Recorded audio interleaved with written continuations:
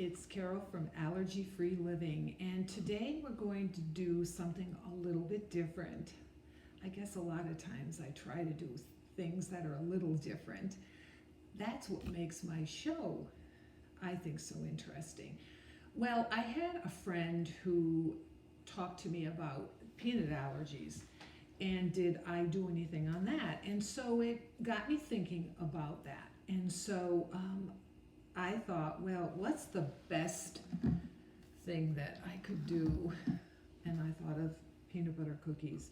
So I came up with the best peanut butter free cookie. And the big ingredients that would make the best peanut butter cookie would be the substitute for peanut butter. And here's one of them. Okay, it's an almond butter, and the other is called a SunButter, sunflower butter. Now, as always, I always put the ingredients right below the video. I'm also going to be using my famous shortening, which you're all very accustomed to. And the other ingredients is the Namaste, the perfect flour blend. Now, usually I'll show you what I use. Right now, I'll just tell you that there's a couple of things that I want to spend time with. So what I did was I mixed everything together and prepared it, made some, so I can explain to you, because when you use these products, there are certain things that you need to do to get it to taste really good.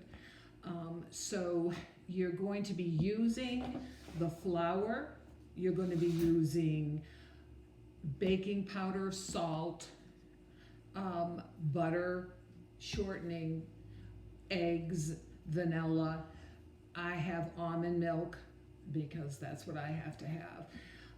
Again, I will be writing everything down. But the most important thing right now is I'm going to show you what you have to do. After you've mixed the peanut butter dough with all the ingredients that I spoke to you about, you're going to put it in the refrigerator for over an hour. Now, I have mine in the refrigerator.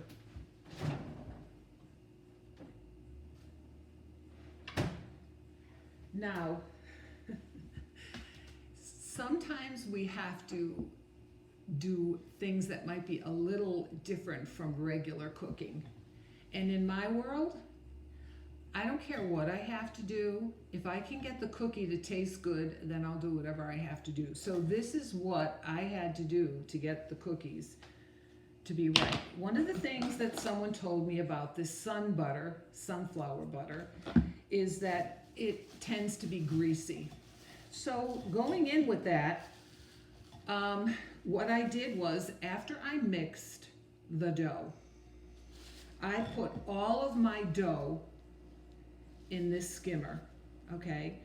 Now, you might need a bigger one, and then I put paper towels on top of it, and I pushed it down, and I left it on so that the oil can drip down while it's in the refrigerator for that hour or hour and a half. And when it comes out, I've been pretty good about it, but you can see the dough.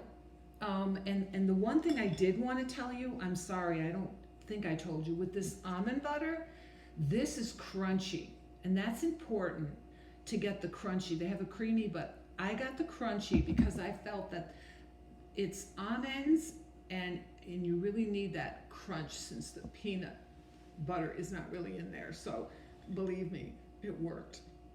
So what's important is there is going to be some oil. There was more in it from the beginning, and what I did when I first got it out was I patted it. I patted it all around. Now, you'll see that when you get it, and you'll understand. why I'm showing you this and why I'm telling you it's so important to put your dough in a strainer.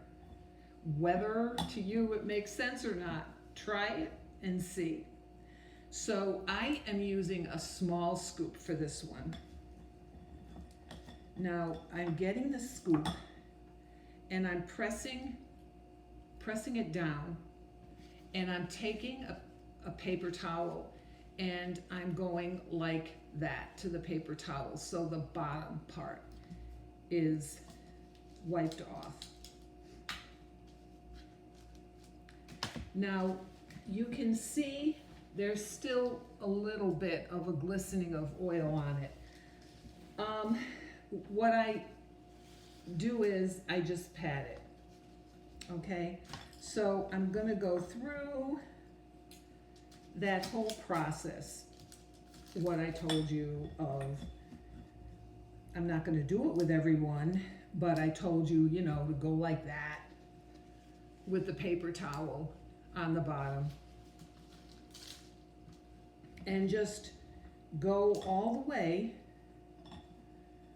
around each one and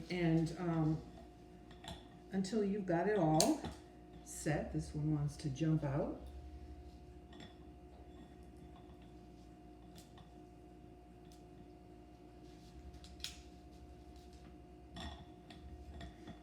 No, I'm not doing it with everyone because I really want to get these on and show you what to do with the tops.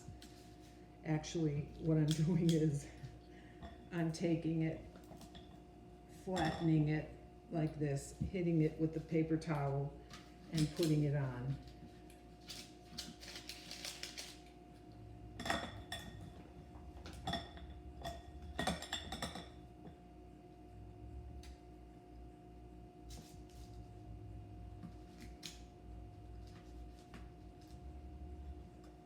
Okay. All right, just one more.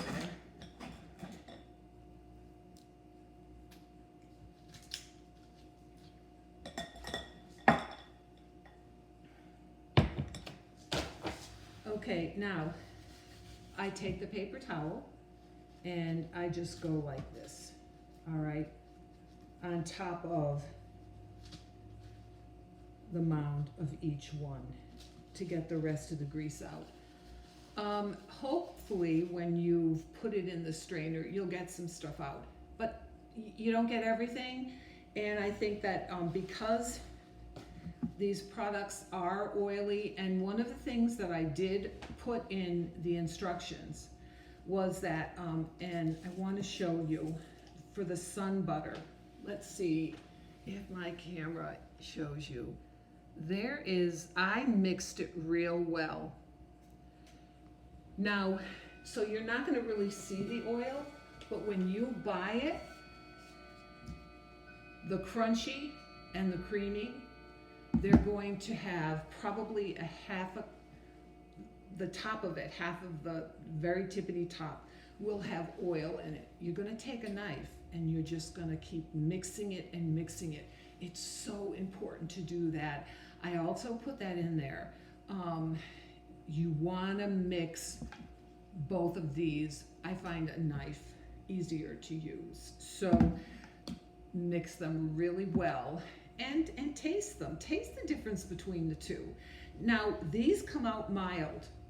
You're also going to see on the recipe that I put down, I had a half a cup of each, and that makes the flavor mild. Especially the almond has a stronger flavor, and that's why I put the crunch in. If you like a stronger flavor, then instead of half a cup, put 3/4 a cup of the almond butter and 1/4 of a cup of the SunButter, and you'll have a stronger flavor if that's what you want. But I always say, try it the way the recipe is and go from there. You can even throw chocolate chips. So this is this. We're going to put it in.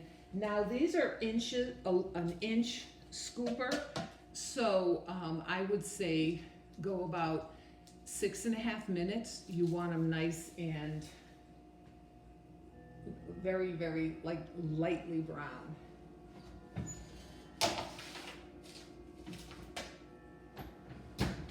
Okay, now these are already done. Now what I want to show you is what you do when they're done. Now you're going to take the cookie rack,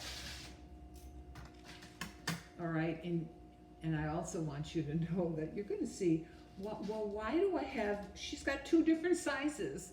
Well, I did that because everybody likes different sizes. This is smaller with the little fork in it, which some people like and some don't. And this is a bigger scoop, and I'll show you the scoops. This is the scoop I used to get this. It's about, maybe 2 teaspoons. And the one I showed you is probably a teaspoon. And one of the things, actually, which I forgot to show you before I put them in the oven, a typical peanut butter cookie. You use a fork and you press it down.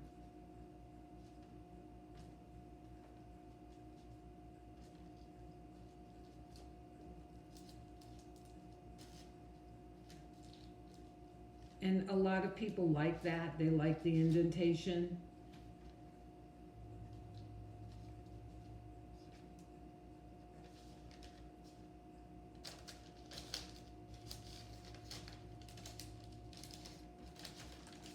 So that's with the fork indentation in it. And this is without it. So when you get it out of the oven, you're going to take paper towels and you're going to put them on your cookie rack. Just like this.